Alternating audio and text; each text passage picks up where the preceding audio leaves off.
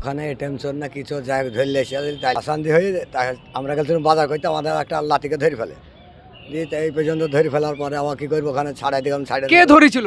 থানা, ওখানকার পালাজুড়ি থানার পুলিশে ধরে ছাড়ে নিকো দিই। তারপর আমরা বেলডাঙ্গা থানার আইসিকে ফোন করে, স্যার আমরা এইভাবে ফেরি করতে এসেছি, আমাদেরকে ধরে নিয়েছে, তো আমাদেরকে ছাড়ছি না। দিয়ে বেলডাঙ্গা থানার আইসিও ফোন করে আমাদেরকে ছাড়িয়ে এসেছে এতটুকু। আপনারা ওখানে ফেরি করতে গিয়ে আপনাদের উপরে কোনো অত্যাচার হয়? ও অত্যাচার বেশি বলে সালারা বাংলাদেশি ধরবো, ধরি করবো, তোমাকে বলে কাটো। আপনারা ওখানে কতদিন থেকে ফেরি করছেন? ও 20-25 বছর হবে। 20 বছর থেকে ফেরি করছেন। আপনারা কতদিন আগে গিয়েছিলেন ওখানে? এখানে এখানে গেছিলাম মাসখানেক হবে, 1 মাসে ঘুরে এলাম। আপনারা কতজন ছিলেন ওখানে? প্রায় আমরা ছিলাম 40-50 জন। আর কোনো ওখানকার মানুষই আপনাদেরকে অন্য কোনো কথা বলছে? না না, অন্য কোনো মানুষও বলে না, যা বলছে ওখানেই বলেছে, আর কিছু কিছু হিন্দু লোকে বলে, তাছাড়া। এখন আপনারা কি চাইছেন? আবার পরবের পরে তো আপনার সেখানে ফিরে যাবেন। অবশ্যই যাবো আমরা, যেতেই হবে। আমাদের সেটা গাড়ি আটক করে আছে, গাড়িটা যাতে ছাড় হয় সে ব্যবস্থার জন্য আমরা এসেছি। মানে সেখান থেকে আমাদেরকে করে খেতে হবে, আমরা কী করবো না গেলে। আপনাদের কতদিন আটকে রেখেছিল? 2 দিন। কতজনকে? একজনকে।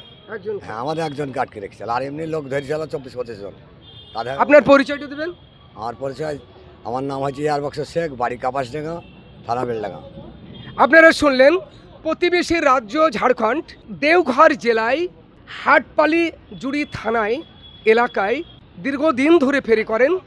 এনাদের বাড়ি হচ্ছে আমাদের পশ্চিম বাংলায় মুর্শিদাবাদ জেলায় বেলডাঙ্গা থানার অন্তর্গত কাফাসডাঙ্গা গ্রামের এই সব ফেরিওয়ালা। এনারা ঝাড়খণ্ডে ফেরি করতে গিয়ে হেনস্থার শিকার হয়েছিল, আপনারা সেই কথাই শুনলেন। আর কোরবানির পরে ঝাড়খণ্ডে ফিরে যাবেন, আবার ওনাদের কর্মস্থলে ফিরে যাবেন ফেরি করতে। তাই আমরা ঝাড়খণ্ডের বাসীকে বলতে চাই, এনাদের বাড়ি কোনো বাংলাদেশি নয়, এদের বাড়ি পশ্চিম বাংলায় মুর্শিদাবাদ জেলায় বেলডাঙ্গা থানার অন্তর্গত কাফাসডাঙ্গা গ্রামে বাড়ি।